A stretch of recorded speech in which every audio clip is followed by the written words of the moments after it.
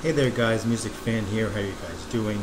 I realize this review that I'm about to do is super embarrassingly late. I realize that completely. So now that I have free time on my hands, finally I can actually go on a legit review of this particular album, of the third studio album, comeback studio album of UK singing sensation Adele, titled 25, and here it is. 4.5 years of anticipation, of waiting for this particular studio album to come out last month in the 20th of November. So I'll do a formal review of it now while I have the time. And forgive me for the sound in the background. I'm actually also cooking right now, so I'm going to try to keep this review under 10 minutes in length. But anyway, let's get straight to this. We all know 21, Adele's previous album, just completely taking the whole music world by storm and just completely hitting the music industry in a way that hasn't been seen like in a long time up until that point. I mean, millions of albums sold.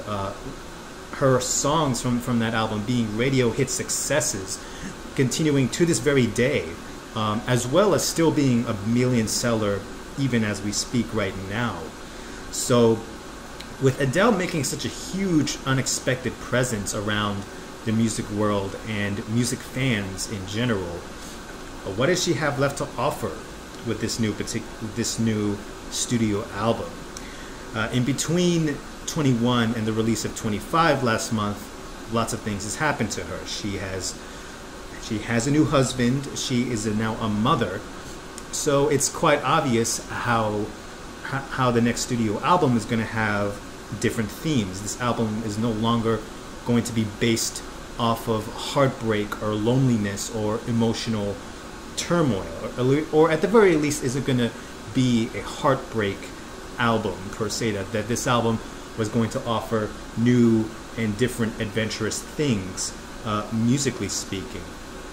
At least that was my personal expectation of this album. If you look at my expectations video I made 2 months ago or so, like, you can click a link in the D box below, until finally, well actually in between that and 25, she released a track called Skyfall that was recorded for the James Bond movie of the same name, and we waited for like 2-3 years up until that point, until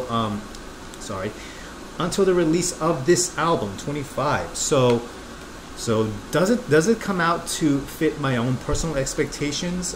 Well, in a way yes, but in a way no.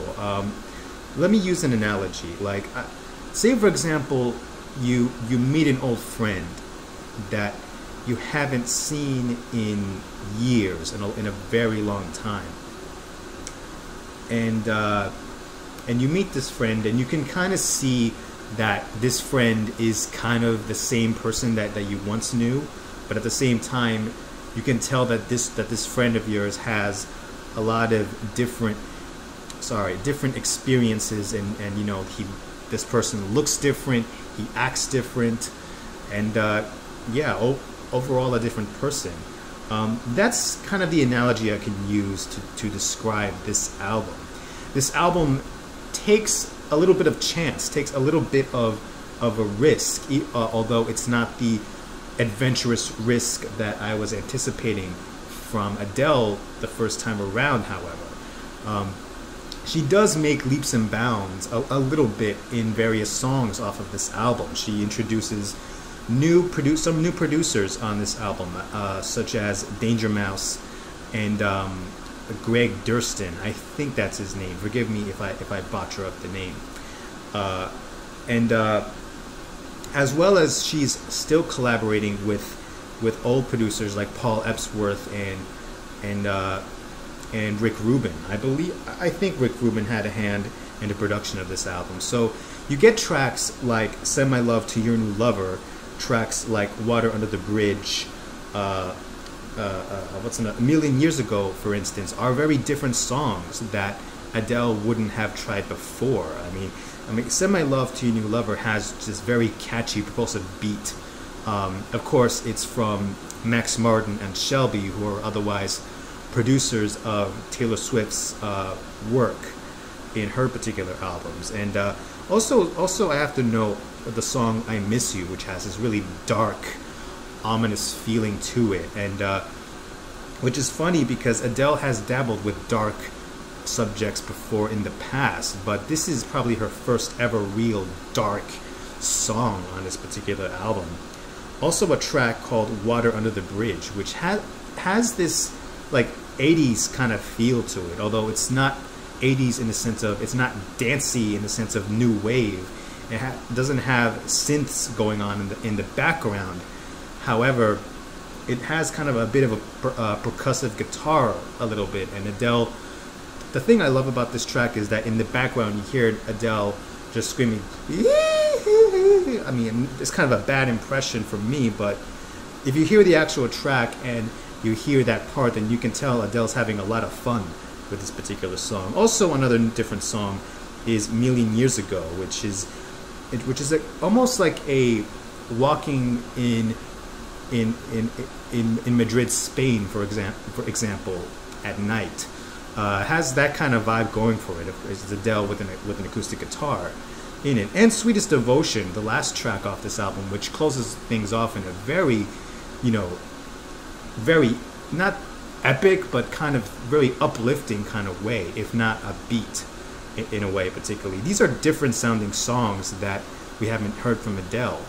At the same time, though, we also get tracks that harkens back to Adele's personal strengths, which are her voice accompanying with piano. And I think of songs like When We Were Young, songs like Remedy, River Lee, and All I Ask, which are pretty much very standard Adele piano tracks, which showcases her vocal talents, her vocal chops on this album, which, by the way, she sings phenomenally in all these songs put together.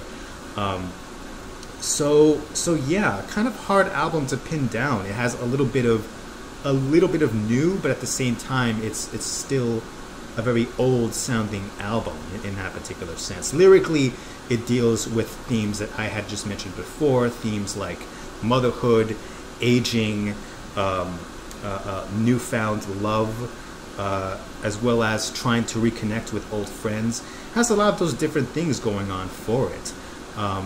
Some of the lyrical writing here harkens back to Adele's previous work. I'd say like All I Ask, Love in the Dark, and Remedy a little bit, but Love in the Dark especially reminds me of old Adele.